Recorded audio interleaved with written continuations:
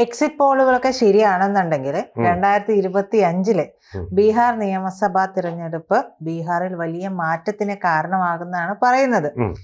അപ്പോ കുറഞ്ഞത് ഈ പറയുന്ന പോലെ ബി ജെ പിക്ക് മുൻതൂക്കം ഉണ്ടാകുമെന്നാണ് പറയുന്നത്. അങ്ങനെയാണെങ്കിൽ BJP NDAയിൽ ഒരു ബിഗ് ബ്രദറായിട്ട് ഉയർന്നു വരാനുള്ള സാധ്യതയൊക്കെ ഉണ്ട് എന്ന് പറയുന്നുണ്ട്. എങ്ങനെയാണ് കാര്യങ്ങളുടെ ഒരു കണക്ക് കൂട്ടൽ? ഒരിക്കലുമില്ല, ബിഗ് ബ്രദർ ആവുകയില്ല. അവരുടെ ഒരു ഗുണമെന്ന് പറയുന്നത് അവർ സ്മോൾ ബ്രദറായിട്ടിരിക്കുകയുള്ളൂ ഇപ്പോഴും. ആ വിനയം അതെന്താന്ന് വെച്ചാൽ അതൊരു അവരുടെ തന്ത്രമാണ്. സ്റ്റൂപ്പിംഗ് ടു കോൺകർ എന്ന് പറയും. ചെറുതായിരിക്കുക എന്നിട്ട് സമയം വരുമ്പോൾ വലുതാവുക എന്നുള്ളതാണ് തന്ത്രം എന്ന് പറഞ്ഞാൽ. ഇപ്പം Nitish Kumar he's towards the end of his own life, അങ്ങനെയാണ്. 75 വയസ്സ് കഴിഞ്ഞു, ആരോഗ്യം ഒരുപാട് അസുഖങ്ങളൊക്കെ ഉണ്ട്. അപ്പോൾ അദ്ദേഹത്തിന് മാന്യമായിട്ടുള്ള ഒരു വിട നൽകാനൊരു സന്ദർഭം വരും. അദ്ദേഹം തന്നെ ഞാൻ വിരമിക്കുകയാണെന്ന് പറഞ്ഞ് നമ്മൾ കണ്ടിട്ടില്ലേ.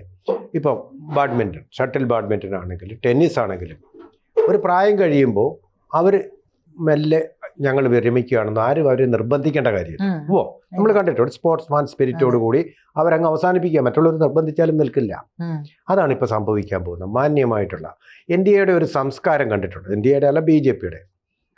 ഇപ്പം മമതാ ബാനർജി ഗവൺമെൻറ്റിനെ അവർക്ക് വേണമെങ്കിൽ ഒരു പുഷ്പം പോലെ അവർക്ക് വേണമെങ്കിൽ പറഞ്ഞു വിടാവുന്നതേ ഉള്ളൂ, പിരിച്ചുവിട്ട് ഗവർണർ ഭരണമാക്കാവുന്നതേ ഉള്ളൂ. ചെയ്തിട്ടുണ്ടോ അവർ? ഇന്ന് വരെ അവർക്കെതിരായിട്ട് സംസാരിക്കുകയും പ്രവർത്തിക്കുകയും ഒക്കെ ചെയ്യുന്ന ഒരൊറ്റ സംസ്ഥാന ഗവൺമെൻറ്റിനെയും ഇതുവരെ പുറത്താക്കാത്ത ഒരേ ഒരു പാർട്ടി എന്ന് പറയുന്നത് BJP.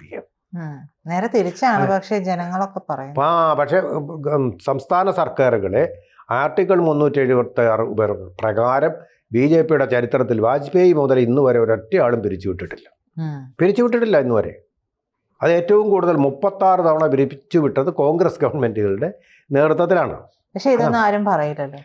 ഇത് പറഞ്ഞിട്ട് ഇത് ജനാധിപത്യം നശിപ്പിക്കുന്നു. അതുപോലെ തന്നെ അതിൻ്റെ ഒരു ഉദാഹരണമല്ലേ വോട്ട് ചോരി എന്നും പറഞ്ഞ് രാഹുൽ ഗാന്ധി നടത്തിയത്. അവിടുത്തെ മുസ്ലിം യാദവ മേഖലകളിൽ മുഴുവൻ കൊടുങ്കാറ്റായിട്ട് പ്രചണ്ഡവാദമായിട്ട് അദ്ദേഹം ഇങ്ങനെ പര്യടനം നടത്തി. എല്ലാവരെയും ഉദ്ബോധിപ്പിച്ചത് മുഴുവൻ കള്ളമാണ്, ഇലക്ഷൻ കമ്മീഷൻ കള്ളം കാണിക്കുന്നു BJPക്ക് വേണ്ടി എന്നൊക്കെ പറഞ്ഞ്. അവിടെ തേജസ്വി യാദവും ഇദ്ദേഹവും കൂടെ ബുള്ളറ്റിൽ കയറി യാത്ര നടത്തുന്നു പവർ ഗ്രൂപ്പായിട്ട്. ഞങ്ങൾക്ക് ചെറുപ്പക്കാരാണ്, മറ്റേയൊക്കെ വയസ്സന്മാരാണ്, ഞങ്ങൾക്ക് വോട്ട് ചെയ്യുമെന്ന് പറഞ്ഞ് നടക്കുന്നു. പാവപ്പെട്ട ആളുകളെ, ബീഹാറിലെന്ന് പറഞ്ഞാൽ തീരെ പട്ടിണി പാവങ്ങളാണ്, വിദ്യാഭ്യാസം കുറവ്, അവരെ തെറ്റിദ്ധരിപ്പിക്കാൻ എളുപ്പമായിരുന്നു. പക്ഷേ അവർ തെറ്റിദ്ധരിച്ചോ? ഈ തെരഞ്ഞെടുപ്പിൻ്റെ ഫലം കാണിക്കുന്നത് അവർ തെറ്റിദ്ധരിപ്പിച്ചില്ല. അതുപോലെ തന്നെ മാതൃഭൂമിയുടെ മനോജ് മേനോനും സംഘവും ഇറങ്ങി അവിടെ എവിടെങ്ങും വികസനമില്ല, അതുകൊണ്ട് BJPയെ തോപ്പിക്കണമെന്നുള്ളൊരു പ്രൊപ്പഗാൻഡയുമായിട്ട് ഇറങ്ങി, ക്യാമ്പയിനുമായിട്ട്. അതുപോലെ തന്നെ പ്രശാന്ത് രഘുവംശം ഏഷ്യാനെറ്റിന് വേണ്ടി നമ്മുടെ രാജീവ് ചന്ദ്രശേഖരൻ്റെ ചാനലാണെങ്കിലും അദ്ദേഹം ഇറങ്ങി BJPയെ തോൽപ്പിക്കാൻ വേണ്ടിയിട്ട് അടരാടി. എല്ലാം നിഷ്ഫലമായില്ലേ? അദ്ദേഹം മത്സരിച്ചപ്പോ പോലെ ഏഷ്യാനെറ്റ് കൊടുത്ത പണി എന്ന് പറഞ്ഞാൽ കൊടുക്കാൻ സാധ്യതയില്ല. ഈ BJP ഭരിക്കുമ്പോ വികസനം ഇല്ല എന്ന് പറയുന്നുണ്ടല്ലോ. ഞാൻ അതാണ് ചോദിക്കാൻ വന്നത്. അങ്ങനെയാണെങ്കിൽ ഈ 60 വർഷത്തോളം കോൺഗ്രസ് ഭരിച്ചപ്പോഴുള്ള വികസനം അവിടെ എന്തായിരുന്നു എന്നുള്ളത് കൂടി ചൂണ്ടിക്കാണിക്കേണ്ടതല്ലേ? അത് ഒരു ഉദാഹരണം, കർപ്പൂരി താക്കൂർ അവിടുത്തെ പിന്നാക്കക്കാരുടെ മുസ്ലിങ്ങളുടെയൊക്കെ നില ഭദ്രമാക്കാൻ ആത്മാർത്ഥമായിട്ട് ശ്രമിച്ച അഴിമതി ലെവലേശമില്ലാത്ത ഒരു മുഖ്യമന്ത്രി ഉണ്ടായിരുന്നു. കർപ്പൂരി താക്കൂർ പിന്നാക്കക്കാരനായിരുന്നു. അദ്ദേഹത്തിൻ്റെ ഭരണം അവസാനിപ്പിച്ചത് ആർട്ടിക്കിൾ 376 പ്രകാരം അവസാനിപ്പിച്ചത് കോൺഗ്രസിൻ്റെ കേന്ദ്ര ഗവൺമെൻറ്റാണ്. എന്നിട്ട് അദ്ദേഹം മഹാനായൊരു ഭരണാധികാരിയാണ്. ബീഹാറിനെ അദ്ദേഹം ഉണ്ടായിരുന്നെങ്കിൽ ബീഹാർ എന്ന് പറയുന്നത് മറ്റ് സംസ്ഥാനങ്ങളോടൊപ്പം വികസിതമായൊരു സംസ്ഥാനമായി. അത് തടസ്സപ്പെടുത്തിയെന്ന് മാത്രമല്ല, അദ്ദേഹം ഒരു വലിയ മഹാനായി പിന്നാക്കക്കാരുടെ ഉന്നമനത്തിന് വേണ്ടി ഏറ്റവും അധികം അധ്വാനം ചെയ്ത ഒരാളാണ്. കുടുംബത്തിൻ്റെ കാര്യമല്ല അദ്ദേഹം നോക്കിയത്, ലാലുവിനെ പോലെ. അദ്ദേഹത്തിന് ഭാരതരത്നം കൊടുത്തില്ല കോൺഗ്രസ്. അത് നെഹ്റുവിനും ഇന്ദിരാഗാന്ധിക്കും അങ്ങനെയുള്ളവർക്ക് മാത്രമായിട്ട് വരുന്നതപ്പെടുത്തി, കുടുംബത്തിന് മാത്രം. ആദ്യമായിട്ട് അദ്ദേഹത്തിന് ഭാരതരത്നം കൊടുത്തത് BJPയുടെ ഗവൺമെൻറ്, NDA ഗവൺമെൻറ്റാണ്. അത് നമ്മൾ മനസ്സിലാക്കണം. ആ കർപ്പൂരി താക്കൂർ വികസനം ഉണ്ടായില്ലെന്ന് പറയുന്നത് ശരിയാണ്, വളരെ താണു കിടക്കുകയാണ്. അതുകൊണ്ടാണ് ഒരു പാക്കേജായിട്ട് കഴിഞ്ഞ ബജറ്റിൽ 14,000 കോടി മോദി ഗവൺമെൻറ് ബീഹാറിന് അനുവദിച്ചത്. അപ്പോൾ കേരളം മുറുത്തു.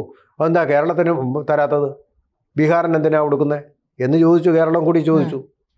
അത് നിതീഷ് കുമാർ ഗവൺമെൻറ്റും 5 പൈസയുടെ അഴിമതിയില്ലാതെ അവിടെ പിന്നാക്ക പ്രദേശങ്ങളിൽ IIT-കൾ സ്ഥാപിച്ചു. ഇപ്പോൾ എല്ലാ ജില്ലകളിലും മെഡിക്കൽ കോളേജുകളുണ്ട്. എനിക്ക് തോന്നുന്നു ചമ്പാരൻ ജില്ലയിലൊഴിച്ച് ബാക്കി എല്ലാ ജില്ലകളിലും മെഡിക്കൽ കോളേജുകളുണ്ട്. നല്ല രീതിയിലുള്ള ആശുപത്രികൾ പ്രവർത്തിക്കുന്നുണ്ട്. ഓരോ ഗ്രാമത്തിലും ഓരോ സ്കൂളുകൾ വീതമുണ്ട്. പിന്നെ നമ്മളിപ്പോൾ നോക്കുമ്പോൾ അവിടുത്തെ ചിത്രങ്ങൾ കാണുമ്പോൾ പണ്ടൊക്കെ അഴുക്ക് പിടിച്ച റോഡുകളും അതുപോലെ തന്നെ അഴുക്ക് പിടിച്ച ബസ്സുകളും വളരെ നേസ്റ്റിയാണ്, അൺഹൈജീനിക്കുമായിരുന്നു കണ്ടീഷൻസ്. ഇപ്പോൾ ക്രമേണ അത് പാകപ്പെട്ട് വരുന്നുണ്ട്, കൃഷി അഭിവൃദ്ധിപ്പെടുന്നുണ്ട്. അതുപോലെ എക്സിറ്റ് പോളുകൾ അതിലേക്ക് വരികയാണെങ്കിൽ BJP 67-നും 70-നും ഇടയിൽ സീറ്റുകൾ നേടുമെന്ന് പറയുകയും ചെയ്യുന്നുണ്ട്. 2020 ഏറ്റവും വലിയ ഒറ്റക്കക്ഷിയായിട്ടുള്ള ലാലു പ്രസാദ് യാദവിന്റെ രാഷ്ട്രീയ ജനതാദളിന് 56 മുതൽ 69 സീറ്റുകൾ ലഭിക്കുമെന്നും പ്രതീക്ഷിക്കുന്നുണ്ടെന്നാണ് പറയുന്നത്. ഏറ്റവും വലിയ കക്ഷിയായിട്ട് BJP മാറുമെന്നുള്ളതാണ് ഉറപ്പാണ്. ഞാൻ ഈ പറഞ്ഞ പ്രവർത്തനങ്ങൾ കൊണ്ടും അതുപോലെ തന്നെ ഈ രാഹുൽ ഗാന്ധി എന്ന് പറയുന്ന ഒരു നെഗറ്റീവ് ഫാക്ടറാണ്. പണ്ടേ മോദി പറഞ്ഞു ഇയാളൊരു ഇത്തൽ കണ്ണി പോലാണ്, ആ മരം ഉണങ്ങിപ്പോവും, ഇത്തൽ കണ്ണി വളരുകയും ചെയ്യും. അത് സംഭവിക്കും. ശരിക്കും പറഞ്ഞാൽ തേജസ്വി യാദവിന് നല്ല മാസ് ബേസ് ഉണ്ട് അവിടെ. ആ മാസ് ബേസും കൂടി ഈ മനുഷ്യൻ ചെന്ന് ഇല്ലാതാക്കി കളയും. കോൺഗ്രസോ ഇല്ലാതാകും, അതിനോടൊപ്പം തേജസ്വിയുടെ ഈ യശസ്സും കളയും. അതാണിപ്പോൾ സംഭവിച്ചുകൊണ്ടിരിക്കുന്നത്. പിന്നെ തന്നെ അതല്ല വേറെ ഫാക്ടേഴ്സും ഉണ്ട്. നമ്മൾ ചർച്ച ചെയ്തതാണ് ജൻ സുരാജ് പാർട്ടി, അതുപോലെ MIM, ഇവയുടെയൊക്കെ സ്വാധീനമൊക്കെ വലിയ ഫാക്ടേഴ്സാണ്. എന്തായാലും ശരി, ഇപ്പോൾ വന്നിരിക്കുന്നത് 1, 2, 3, 4, 5, 6, 7, 8, 9, 10, 11 എണ്ണത്തിൻ്റെയാണ്. ഈ 11 എണ്ണത്തിൽ ഒരെണ്ണം പോലും അവരുടെ മഹാസഖ്യത്തിന് ഭൂരിപക്ഷം പ്രവചിക്കുന്നില്ലെന്ന് മാത്രമല്ല, ഭൂരിപക്ഷത്തിൽ നിന്ന് വളരെ വളരെ അകലെയാണ്. അപ്പോൾ തീർച്ചയായിട്ടും ഇത് ഇത്രയും ആവുമ്പോൾ ഇത്രയധികം സാമ്പിൾസ്, ഇപ്പോൾ ഒരു ഏജൻസി ഒരു 2000 സാമ്പിളെ നോക്കിയുള്ളൂ നോക്കുക. അങ്ങനെ വരുമ്പോഴും ഈ 11 എണ്ണം കൂടെ ചേരുമ്പോൾ ഏതാണ്ട് എത്ര വരുന്നുണ്ട്?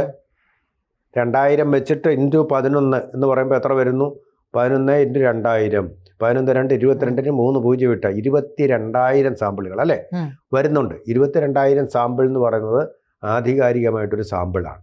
നമ്മളിപ്പോൾ ചോറ് വെന്തോ എന്ന് നോക്കാൻ വേണ്ടിയിട്ട് ആ ചോറിൻ്റെ എല്ലാ അരിയും എടുത്ത് നോക്കേണ്ട കാര്യമുണ്ടോ?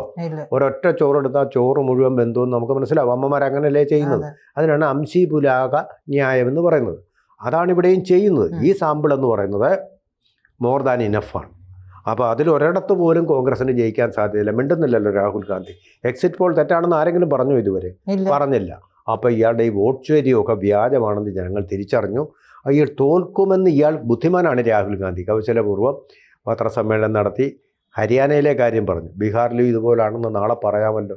അങ്ങനെ തടി തപ്പുകയാണ്. അല്ല, സത്യങ്ങളെ നേരിടുന്നതിന് പകരം, റിയാലിറ്റിയെ ഫേസ് ചെയ്യുന്നതിന് പകരം എസ്കേപ്പിസ്റ്റായിട്ട് അതിൽ നിന്ന് ഒടിച്ചോടുകയാണ് രാഹുൽ ഗാന്ധി ചെയ്തുകൊണ്ടിരിക്കുന്നത്. ജനങ്ങൾ തിരിച്ചറിഞ്ഞു ഇതെന്നാണ് ബീഹാറിൽ മറ്റന്നാൾ നമുക്കിപ്പോൾ കേൾക്കാൻ പോകുന്ന ഫലം തെളിയിക്കുന്നത്. ഇത് നമ്മൾ നേരത്തെ പ്രവചിച്ചത്. ഞാൻ നേരത്തെ പറഞ്ഞത് NDA തന്നെ അവിടെ വരൂ. നമ്മൾ നോക്കുമ്പോൾ എക്സിറ്റ് പോൾ അങ്ങനെ വന്നിരിക്കുന്നു, പ്രീ പോൾ സർവേ അങ്ങനെ വന്നിരുന്നു. മറ്റന്നാൾ തെരഞ്ഞെടുപ്പിൽ ഫലം പ്രഖ്യാപിക്കുമ്പോൾ അത് തന്നെയായിരിക്കും സംഭവിക്കുന്നത്. മറ്റന്നാളല്ലല്ലോ, നാളെയല്ലേ നടക്കുന്നത്, 14-ാം തീയതി.